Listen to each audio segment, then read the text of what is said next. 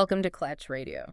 Imagine a world where markets, they aren't always perfectly efficient, where you get these fleeting moments of, well, irrationality, especially in investments, stuff that seems rock solid. Today, we're doing a deep dive into a really fascinating strategy that tries to exploit exactly that. We're exploring the Iron Bronteroc. It's a premium distortion hedge strategy for SPY and QQQ put options. Yeah, and what's really compelling here is how it zooms in on these temporary misalignments in option pricing, often irrational ones. Our mission today really is to get our heads around how this multi-leg options approach works. It's inspired by, believe it or not, a mythical doomsday bird, and it helps sophisticated traders navigate and even profit from those moments when the market's tail risk perception, that feeling about really bad outcomes gets a bit wonky. Right. It's actually a pretty good shortcut, I think, to getting informed about a really nuanced bit of the financial world. Okay, the Iron Bronteroc. It's such a dramatic name. Tell us about the origin. What's it really symbolized for this strategy? Is it just like a cool name, or is there something deeper? Well, it comes from that fictional bird, the apocalyptic one in Don't Look Up. Yeah. It kind of embodies irrational panic, Yeah. catastrophic miscalculations. And that's exactly the kind of market inefficiency this strategy is designed to target. Think of it as a premium distortion hedge. It operates specifically on SPY and QQQ put options, always watching for those moments when the market kind of overreacts or maybe underreacts. But what does it actually do? Is it like a bet on the market going up or down, like a normal options trade? No, absolutely not. That's a key difference. Unlike, say, typical delta or volatility arbitrage strategies, which are making directional bets, the Iron Bronteroc doesn't bet on market direction at all. Yeah. Its core idea, its philosophy, is hunting for these irrational risk pricing distortions. So it identifies and then capitalizes on these short-lived, probability-weighted premium differences between SPY, that's the S&P 500 ETF, and QQQ, the NASDAQ 100. Right. So for listeners who follow the markets, these are two huge, very liquid ETFs. Why is that correlation and liquidity so important here? That's absolutely critical. The fact they're highly correlated and liquid is key.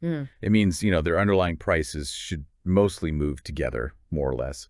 So when their option premiums start to diverge, when the implied risk perception between them gets out of line, it's a pretty strong signal of an anomaly, a real mispricing, not just different stocks doing different things. And their liquidity. That just means you can get in and out of these trades efficiently without causing ripples yourself. These kinds of premium inefficiencies, they're often just invisible to standard vol or directional strategies. Okay, let's get into the why then. Why do these irrational risk pricing distortions even happen? What's making the market get wonky with its tail risk view? Right, so markets generally trend towards efficiency, sure, but option prices, they regularly get distorted. Could be things like liquidity gaps, just not enough buyers or sellers for a moment, or retail crowding. Lots of individuals suddenly piling into the same trade. Event-driven implied vol spikes, that's another one. Unexpected news hits. And also, big systemic hedging flows from institutions can push things around. All this creates these brief windows where SPY and QQQ puts to show inconsistent views on tail risk. And that's the anomaly the Bronteroc is built to exploit. That's a fascinating list. Which of those would you say tends to be the most common cause for these Bronteroc opportunities? Is it usually the sudden news or more those subtle, ongoing frictions? It's often a mix, but I'd say those persistent frictions, like liquidity imbalances or just ongoing sector rotation, they're very frequent culprits. Big news events, yeah, they can create sharp distortions, absolutely. But the Bronteroc often finds more consistent, maybe smaller, fleeting opportunities in the sort of day-to-day churn of the market's microstructure. The really powerful idea here, I think, is that you're not trying to guess which way the market's going. You're looking at where its perception of risk seems temporarily off. That's a fundamental shift from how most people think about options trading. Okay, so it's not just waiting for panic. The Bronteroc has to actively, meticulously scout for these subtle distortions.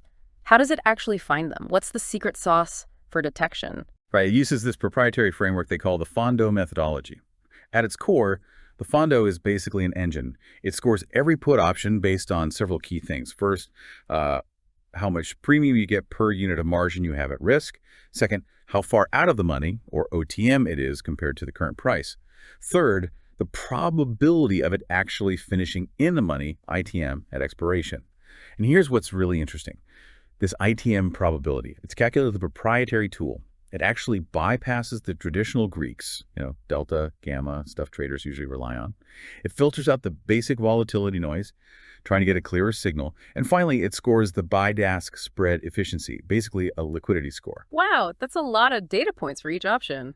So with Fondo crunching all that, what's the actual trigger, the specific signal that says, okay, Bronteroc, time to act? The key trigger is something called a Fondo threshold cross, sometimes called a wealth cross. This happens when the relative premium of, say, QQQ puts versus comparable SPY puts diverges beyond what's historically normal. That signals a potential trade. So, for example, if a certain QQQ put bid is yielding, let's say, 1.4% annualized premium, and a similar SPY put bid is yielding 1.19%, the ratio there is about 117.6%. If that ratio crosses some predefined trigger level, maybe 110%, boom, the Bronteroc flags a trade. This analysis, it's kind of a clever adaptation of moving average crossovers, but applied to option premium ratios, not just asset prices. Okay, so Fondo spots an opportunity. What does the strategy actually do then? Is it always the same trade structure or does it adapt? Oh, it's highly dynamic. The structures vary quite a bit depending on how strong the signal is, the volatility environment, stuff like that. For instance, with just a mild distortion, it might just use a simple cash-secured put, selling the put that looks underpriced, holding cash against it. For a moderate signal, maybe a put credit spread, that involves selling the high premium put but also buying a lower premium one further out, defines your risk. Strong signals. That might trigger something like a skewed iron condor, selling those rich QQQ puts but hedging carefully with SPY options. And for really extreme tail events, there's even a broken wing butterfly structure. It's for capital-efficient protection against big moves.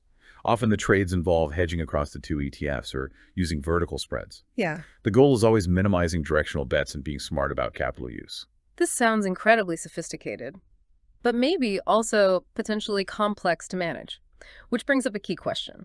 How does this strategy really handle risk for you, the investor? I mean, does managing so many potential trades introduce its own risks, maybe small losses adding up? That's a very fair point, and managing risk is absolutely central. A cornerstone of the Iron Bronteroc is its low-risk, almost hedge-like profile.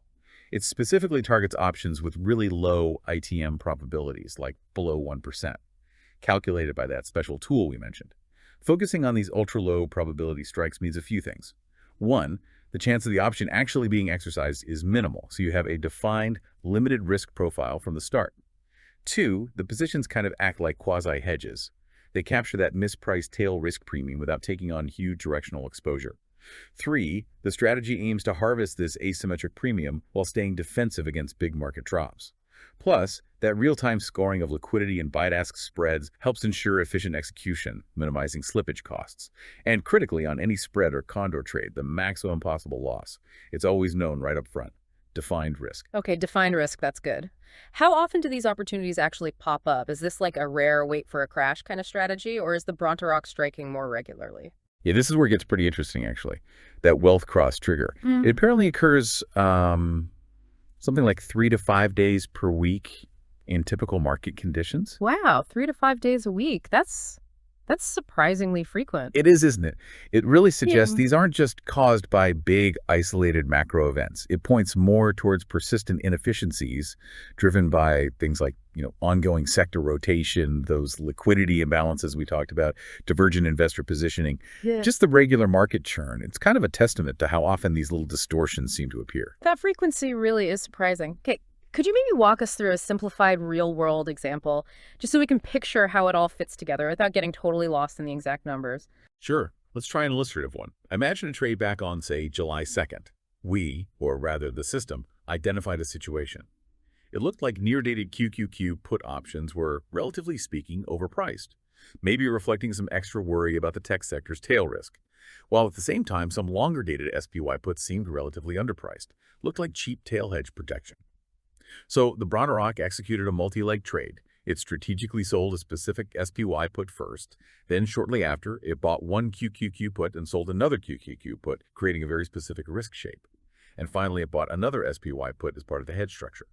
Now, the exact prices and times are super granular, but the outcome was a net credit collected up front, maybe around $163 in this hypothetical case. The whole structure was designed to have really low probabilities of finishing in the money at less than 1%, highly unlikely to be exercised. It created a position that actually benefits from time passing. We call that Theta-Positive. And importantly, it wasn't making a big directional bet. It was delta neutral or close to it. all while keeping the maximum risk clearly defined, the expected holding period. Pretty short, aiming to capture a good chunk of that premium decay. This kind of trade really shows how the Bronteroc aims to turn those real-time premium distortions into capital-efficient, low-risk hedge positions. This whole deep dive, it's really shown us a highly sophisticated way to think about options trading, but discipline too. So, stepping back, what does this all mean for you, our listener, just in terms of understanding the broader market behavior? Well, I think it confirms something quite interesting, that consistent, capital-efficient, low-risk hedge trades are possible. But the key is focusing on these very specific, frequent premium divergent signals, rather than just trying to predict where the whole market is going next week or next month. And the Bronteroc's reliance on its own ITM probability metrics, kind of sidestepping the traditional Greeks, well, it offers a different, maybe more practical angle for selecting trades. It really emphasizes that sometimes these less conventional approaches can uncover significant insights. Which kind of raises a broader question. What other areas, where we're overloaded with information might benefit from a similar Fonda-like analysis, focusing on hidden discrepancies rather than the main headline? Yeah, it absolutely underscores how vital critical thinking is, especially now with so much information flying around, and how sometimes the really valuable insights come from looking, well, where maybe others aren't looking quite as closely. What a fascinating deep dive into the Iron Bronteroc. It's a powerful reminder, I think, that even in markets we assume are pretty efficient, opportunities can lie in understanding and then exploiting those subtle temporary misalignments, like its namesake bird. It sort of waits patiently, scouts diligently, and then strikes with precision when the opportunity is right. Exactly. And maybe to leave you with one final provocative thought, if these kinds of frequent, almost predictable distortions can exist between two hugely correlated superliquid assets like SPY and QQQ, what does it really imply about our whole understanding of market efficiency? And maybe what other invisible inefficiencies might be out there just waiting to be found if we're willing to challenge some of those traditional assumptions about how markets should behave? Thank you for listening to Clatch Radio.